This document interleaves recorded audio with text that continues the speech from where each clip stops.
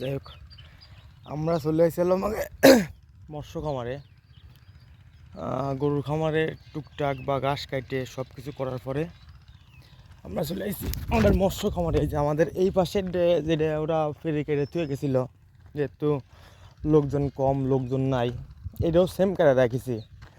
কিন্তু জমিটা ফেটে গেছে, এদের কোনো সমস্যা নেই। একটু বৃষ্টি বাদল হবে বিদায় এখানে আমি কোনো পদক্ষেপ বা কোনো কিছু নিতে পারতেছি না। সামনে তো অমাবস্যা। যাই হোক, এটা যাওয়ার পরে এইটাও আমরা সেম পদক্ষেপ নেব। তার আগে গেলো এইটা ওরা সম্পূর্ণ ফেরি কাটা শেষ সবগুলোই। এই যে মেশিন এইখানে একটা আর ওইখানে একটা আছে, আর ধানে জল দেওয়ার জন্য ওরা ওইখানে রেখে গেছে। দেখ, আমরা পালাক্রমে যাবো ওইখানে। আজকে এখানে আমার 5টা নিতে হইব। এই যে 5 নিয়ে আমার ধানে জল দিতে হবে। আর যাবো এই করে বুড়ির মধ্যে আমরা যাবো এই কী করি বা কী করি, মানে কি করা যায় এই বিষয়ে একটু আমরা কথা বলি। যেহেতু আবহাওয়ার কারণে কিছু কাজ অফ রয়েছে। এখন যে কাজগুলো, এটা সম্পূর্ণ বৃষ্টি বা রোদ্দুরের দরকার। পর্যাপ্ত রোদ্দুর হইলে কাজগুলো ভালো হবে। আর যদি বৃষ্টি বাদলের মধ্যে আমি এই পদক্ষেপগুলো নিই, তাহলে আমার কাজগুলো এলোমেলো হয়ে যাবে। এলো মূল বিষয়। যাই হোক, আমরা যা করতেছি, আমাদের যা করা উচিত তাই আমরা করতেই থাকি। দেখা যাক। ওইটা বাসালাটা পরে আমরা এইটা আসলাম। এইটার আসার কারণ হলো আমাদের এই যে বনগুলো, এই বনের ওই প্রভাবটা দেখা দিচ্ছে সবগুলো, মানে সব ধানের খামারে আমার যেখানে যেখানে আমরা ধান লাগাইছি সবগুলোরই একটা পাতা পোড়া রোগ। কি বৃষ্টির, মানে এই যে বৃষ্টিটা ঝড় ডল এরপরে একটা পাতা পোড়া রোগের মতন একটা জিনিস দেখাচ্ছে। এটা নতুন রোগ, হয়তো বহুত বছর আগে বাবা বলিছে বা জ্যাঠারা বলিছে এরকম একটা বিষয় হয়েছিল, যে বছর সিডার হয়েছিল নাকি সেই বছর। পালাক্রমে এই 30 বছর না 25 বছর পরে আবার এই রোগটা দেখা দিছে। এটা নতুন, হয়তো আমাদের কাছে নতুন। আর এই যে বনগুলো, এই বনগুলোর মানে বুইটা তো শুকায়নি।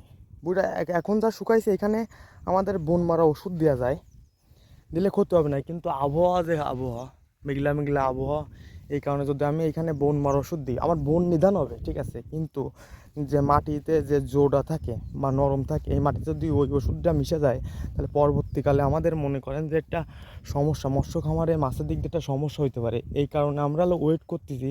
তার মধ্যে এই বনগুলো আমাদের 4 আঙুল উচ্চতা হয়ে গেছে, মানে 4 আঙুল 8 আঙুল এরকম হয়ে গেছে।